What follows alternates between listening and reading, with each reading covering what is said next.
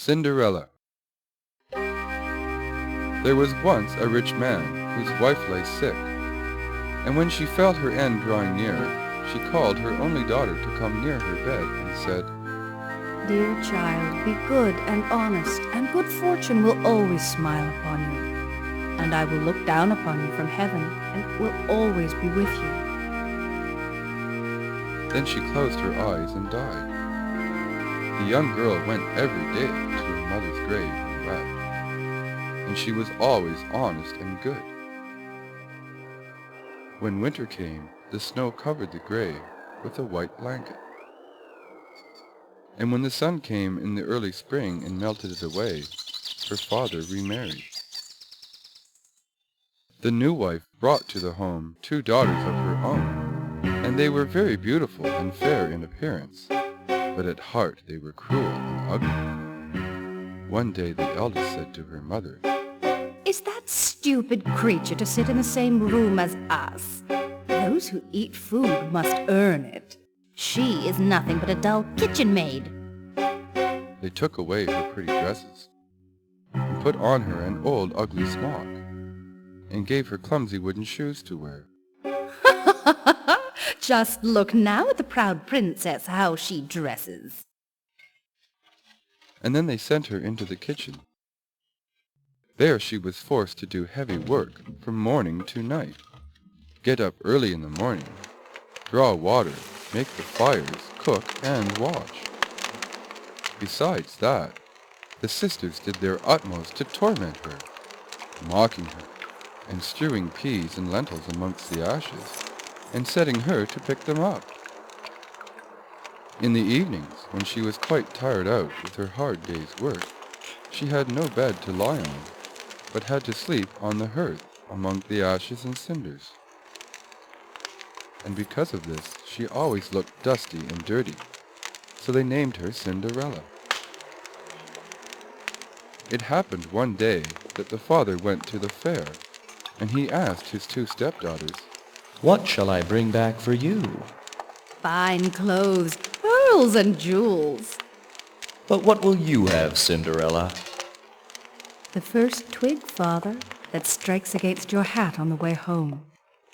That is what I should like you to bring me. So he bought for the 2 stepdaughters fine clothes, pearls and jewels. And on his way back, as he rode through a green lane, a hazel twig struck against his hat, and he broke it off and carried it home with him. And when he reached home, he gave to the stepdaughters what they had wished for, and to Cinderella he gave the hazel twig. She thanked him, and went to her mother's grave and planted this twig there, weeping so bitterly that the tears fell upon it and watered it, and it grew and became a fine tree. Cinderella went to see it 3 times a day, and wept and prayed, and each time a white bird rose up from the tree, and if she uttered any wish, the bird brought her whatever she had wished for. Now it came to pass that the king ordained a festival that should last for 3 days. All the beautiful young women of the kingdom were invited, so that the king's son might choose a bride from among them. When the 2 stepdaughters heard that they too were requested to appear, they felt very pleased, and they called Cinderella and said, Comb our hair, brush our shoes, wash our feet, and tighten our girdles. We are going to the wedding feast at the king's castle. When she heard this, Cinderella could not help crying, for she too would have liked to go to the dance, and she begged her stepmother to allow her. What, you, Cinderella? In all your dust and dirt, you want to go to the festival? You that have no dress and no shoes. You want to dance? But as she persisted in asking, at last the stepmother said, I have strewn a dishful of lentils in the ashes, and if you can pick them all up again in 2 hours, you may go with us. Cinderella went to the back door that led into the garden, and called out, O gentle doves, O turtle doves, and all the birds that be, the lentils that in ashes lie, come and pick up for me. The good must be put in the dish, the rest you may eat if you wish. Then there came to the kitchen window 2 white doves, and after them some turtle doves, and at last a crowd of all the birds of the sky, chirping and fluttering. And they alighted among the ashes, and the doves nodded their heads, and began to pick, peck, pick, peck. And then all the others began to pick, peck, and put all the good grains into the dish. Before an hour was up, all was done, and they flew away. Then Cinderella brought the dish to her stepmother, feeling joyful, and thinking that now she should go to the feast. But the stepmother said, No, Cinderella, you have no proper clothes, and you do not know how to dance. You would be laughed at. Oh. Well, if you can pick 2 dishes full of lentils out of the ashes, nice and clean, you shall go with us. thinking to herself, For that is not possible. When she had strewn 2 dishes full of lentils among the ashes, Cinderella went once more through the back door into the garden, and cried, O gentle doves, O turtle doves, and all the birds that be, the lentils that in ashes lie, come and pick up for me. The good must be put in the dish, the rest you may eat if you wish. So there came to the kitchen window 2 white doves, and then some turtle doves, and at last a crowd of all the other birds under the sky, chirping and fluttering. And they alighted among the ashes, and the doves nodded with their heads, and began to pick, peck, and then all the others began to pick, peck, and put all the good grains into the dish. And before half an hour was up, it was all done, and they flew away. Then Cinderella took the dishes to the stepmother, feeling joyful and thinking that now she should go with them to the feast. But she said, All this is no good to you. You cannot come with us, for you have no proper clothes and cannot dance. You would just embarrass us. Then she turned her back on poor Cinderella, and made haste to set out with her 2 proud daughters. And as there was no one left in the house, Cinderella went to her mother's grave, under the hazel tree, and cried, Little tree, shake over me, that silver and gold may come down and cover me. Then the bird threw down a dress of gold and silver, and a pair of slippers embroidered with silk and silver. And in all haste she put on the dress, and went to the festival. But her stepmother and sisters did not know her, and thought she must be a foreign princess, she looked so beautiful in her golden dress. Of Cinderella they never thought at all, and supposed she was sitting at home picking lentils out of the ashes. The king's son came to meet her, and took her by the hand and danced with her, and he refused to dance with anyone else, so that he might not let go of her hand. And when anyone came to claim it, he answered, She is my partner. And when the evening came, she wanted to go home, but the prince said he would go with her to take care of her, for he wanted to see where the beautiful maiden lived. But she escaped him, and when she reached her house, she jumped up into the pigeon house. Then the prince waited until her father came, and told him the strange maiden had jumped into the pigeon house. The father thought to himself, It surely cannot be my Cinderella. and then he called for axes and hatchets, and had the pigeon house cut down, but there was no one in it. And when they entered the house, there sat Cinderella in her dirty clothes among the cinders, and a little oil lamp burnt dimly in the chimney. For Cinderella had been very quick, and had jumped out of the pigeon house, and had run to the hazel tree, and there she had taken off her beautiful dress, and had laid it on the grave, and the little white bird had carried it away.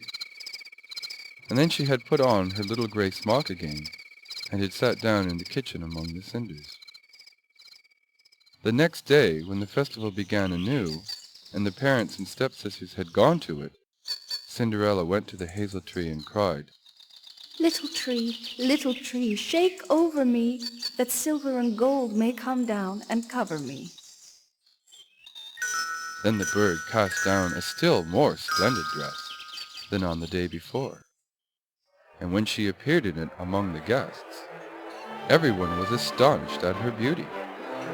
The prince had been waiting for her, and he took her hand and danced with her alone. And when anyone else came to invite her, he said, "She is my partner." And when it was evening, she wanted to go home, and the prince followed her, for he wanted to see to what house she belonged. But she broke away from him and ran into her garden.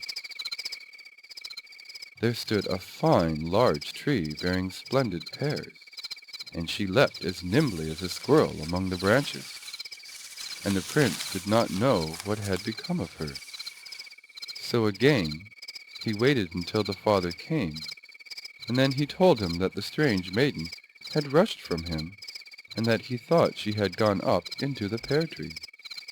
The father thought to himself, It surely cannot be my Cinderella. and so he called for an axe and chopped down the tree, but there was no one in it. And when they went into the kitchen, there sat Cinderella among the cinders, as usual, for she had got down the other side of the tree, and had taken back her beautiful clothes to the bird on the hazel tree, and had put on her old grey smock again. On the third day, when the parents and the stepdaughters had set off, Cinderella went again to her mother's grave, and said to the tree, Little tree, shake over me, that silver and gold may come down and cover me. Then the bird cast down a dress, the like of which had never been seen for splendor and brilliancy, and slippers that were made of gold. And when she appeared in this dress at the feast, no one knew what to say for wonderment. The prince danced with her alone, and if anyone else asked her, he said, "She is my partner." And when it was evening, Cinderella wanted to go home, and the prince was about to go with her, when she ran past him so quickly that he could not follow her. But this time the prince had a plan, and he had caused all the steps to be spread with tar, so that as she rushed down them, her left shoe remained sticking in it. The prince picked it up and saw that it was of gold, and very small and slender. The next morning he went to the father and said, "None should be my bride except the one whose foot the golden shoe should fit." Then the two sisters were very glad, because they both had small pretty feet. The oldest took the shoe to her room to try it on, and her mother stood by. But she could not get her big toe into it, for the shoe was too small. Her mother handed her a knife and said, Cut the toe off, for when you are queen, you will never have to go on foot. So the girl cut her toe off, squeezed her foot into the shoe, concealed the pain, and went down to the prince. Then he took her with him on his horse as his bride, and rode off.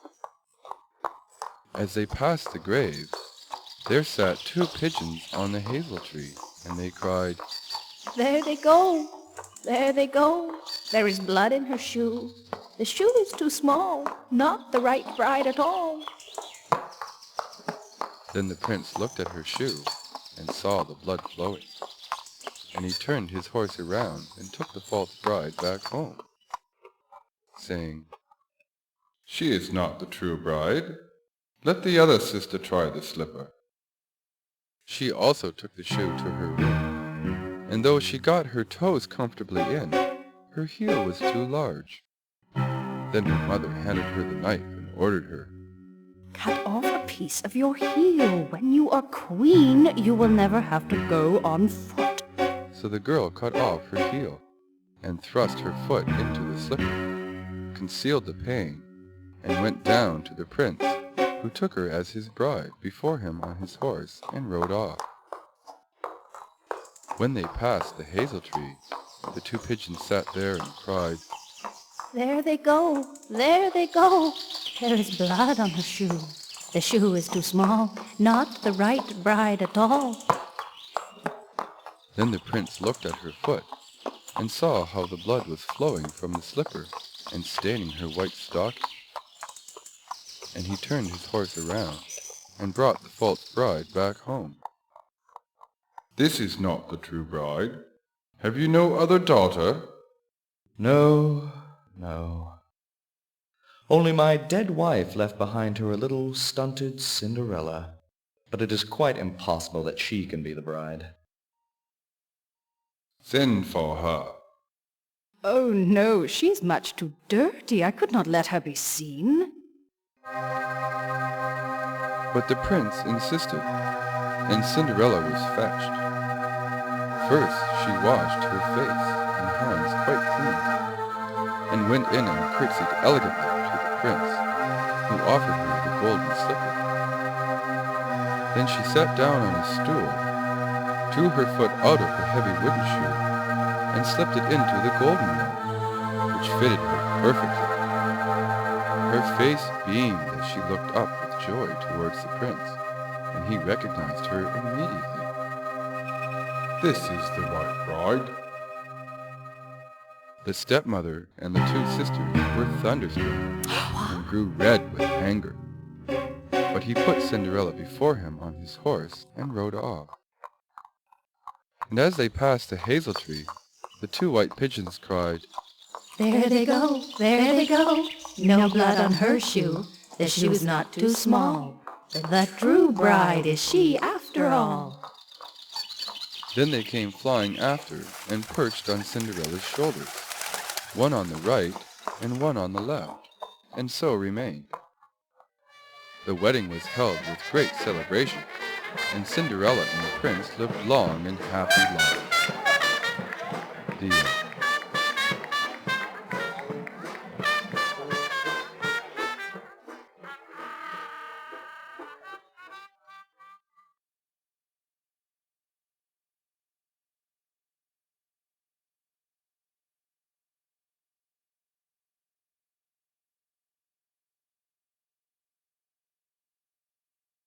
The Wolf and the Seven Kids. There was once an old nanny goat who had 7 kids, and she was just as fond of them as a mother of her children. One day she was going into the woods to fetch some food for them, so she called them all up to her and said, Dear children, I have to go into the forest. Be on your guard against the wolf. If he comes in, he will devour you, skin, hair, and all. The rascal often disguises himself, but you will know him at once by his rough voice and his black feet. Dear mother, we will take good care of ourselves. You may go away without any worries. And tenderly the old goat went off to her work. But before long someone knocked at the door and cried, "Open the door, dear children. Your mother has come back and brought something for each of you." But the kids knew quite well by the voice that it was the wolf. We will not open the door. You are not our mother. She has a soft, pleasant voice, but your voice is rough. You are the wolf. So he went away to a shop and bought a lump of chalk, which he ate, and it made his voice quite soft. So he went back, knocked at the door again, and cried, "Open the door, dear children. Your mother has come back and brought something for each of you." But the wolf had put one of his paws on the windowsill, where the kids saw it, and cried, We will not open the door. Our mother has not black feet like you. You are the wolf. Then the wolf ran to a baker and said, "I have bruised my foot. Please put some dough on it." And when the baker had put some dough on his foot, he ran to the miller and said, "Strew some flour on my foot." The miller thought, the old wolf is going to take somebody in, and refused. But the wolf said, "If you don't do it, I will eat you up." So the miller was frightened and whitened his paws. People are like that, you know. Now the wretch went for the third time to the door, and knocked and said, "Open the door, children! Your dear mother has come home, and has brought something for each of you out of the wood." The kids cried, First, show us your paws, that we may know if you are our dear little mother. put his paws on the windowsill, and when they saw that they were white, they believed all he said, and opened the door. Alas, it was the wolf who walked in. They were terrified and tried to hide themselves. One ran under the table, the second jumped into bed, the third into the oven, the fourth ran into the kitchen, the fifth got into the cupboard, the sixth into the washtub, and the seventh kid hid in the tall clock case. But the wolf found them all but one, and made short work of them. He swallowed one after another, except the youngest one in the clock case, whom he did not find. When he had satisfied his appetite, he took himself off and lay down in a meadow outside, where he soon fell fast asleep. Not long after, the old nanny goat came back from the woods. Oh, what a terrible sight met her eyes! The house door was wide open. Tables, chairs, and benches were overturned. The washing bowl was smashed to atoms. Two covers and pillows torn from the bed. She searched all over the house for her children, but nowhere were they to be found. She called them by name, one by one, but no one answered. At last, when she came to the youngest, a tiny voice cried, Dear mother, I am in the clock case. She brought him out, and he told her that the wolf had come and devoured all the others. Now you may imagine how she wept over her children. At last, in her grief, she went out, and the youngest kid ran by her side. When they went into the meadow, there lay the wolf under a tree, making the branches shake with his snores. They examined him from every side, and they could plainly see movements within his distended body. Oh, heavens! Is it possible that my poor children whom he has swallowed down for his supper can be still alive? She sent the kid running to the house to fetch scissors, needles, and thread.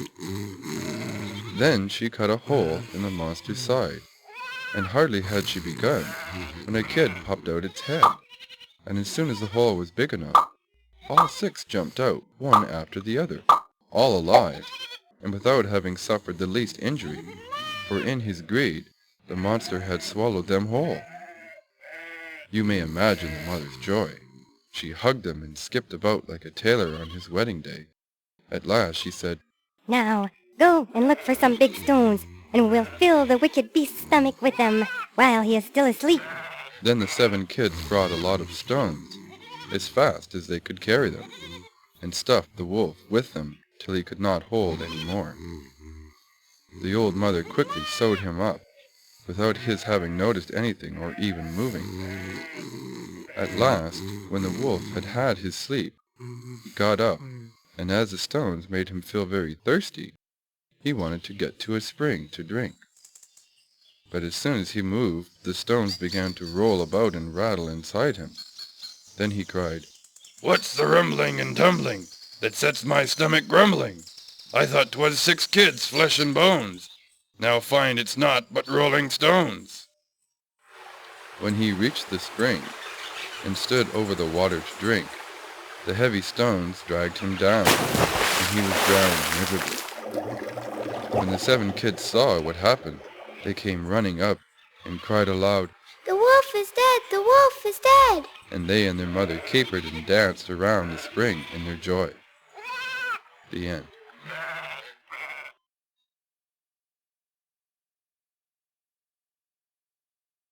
The Rogue's Holiday.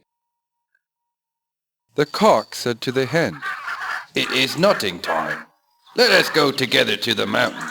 and have a good feast for once, before the squirrels come and carry it all away. Yes, what a good idea. Come along, we will have a jolly time together. Then they set off together to the mountains, and as it was a fine day, they stayed there till evening. Now whether it was that they had eaten so much, or because of their pride and haughtiness, I do not know, but they would not go home on foot. So the cock set to work to make a little carriage out of nutshells. When it was ready, the hen seated herself in it, and said to the cock, Now you can harness yourself to it. That's all very fine. I would sooner go home on foot and do such a thing, and I never agreed to it. I don't mind being coachman and sitting on the box, but as to drawing it myself, it's quite out of the question. As they were wrangling, a duck came quacking. You thieving vagabond! Who told you you might go to my mountain? Look out or it will be the worse for you! And she flew at the cock with the bill wide open. But the cock was knocked backward, and he gave the duck a good dig in the body, and hacked at her with his spear so valiantly that she begged for mercy, and willingly allowed herself to be harnessed to the carriage. Then the cock seated himself on the box and was coachman. So off they went at a great pace, the cock crying out, Run, duck, as fast as you can! When they had gone a part of the way, they met 2 foot passengers, a pin and a needle. They cried, Stop, stop! And said that it would soon be blind man's holiday, that they could not go a step further, that the ways were very muddy. Might they just get in for a little while? They had been standing at the door of a tailor's house of call, and they had been delayed because of beer. The cock, seeing that they were slender folks, that they would not take up a great deal of room, let them both step in, only they must promise not to tread on his toes, nor of that of the hens. Late in the evening they came to an inn, and there they found that they could not go any further that night, as the duck's paces were not good. She waddled so much from side to side that they turned in. The landlord at first made some difficulty. His house was full already, and he thought they had no very distinguished appearance. At last, however, they had made many fine speeches, and had promised him the egg that the hen had laid on the way, and that he should keep the duck, who laid one every day. He agreed to let them stay the night, so they had a very gay time. Early in the morning, when it was beginning to grow light, and everybody was still asleep, the cock waked up the hen, fetched the egg, made a hole in it, and they ate it up between them, and then put the eggshell in the fire. Then they went up to the needle, who was still sleeping, picked him up by his head, and stuck him in the landlord's chair cushion, and having also placed the pin in his towel, off they flew over the hills and far away. The duck, who had chosen to sleep in the open air, and had remained in the yard, heard the rustling of their wings, and waking up, looked about till she found a brook, down which she swam a good deal faster than she had drawn the carriage. A few hours later, the landlord woke, and leaving his feather bed, began washing himself. But when he took the towel to dry himself, he drew the pin all across his face, and made a red streak from ear to ear. Then he went into the kitchen to light his pipe. But when he stooped towards the hearth to take up a coal, the eggshell flew in his eyes. "Everything goes wrong this morning," said he, and let himself drop, full of vexation, into his grandfather's chair. But up he jumped in a moment, crying, "Oh dear!" for the needle had gone into him. Now he became angry, and had his suspicions of the guests who had arrived so late the evening before, and when he looked round for them, they were nowhere to be seen. Then he swore that he would never more harbour such vagabonds, that consumed so much, paid nothing, and played such nasty tricks into the bargain. The end.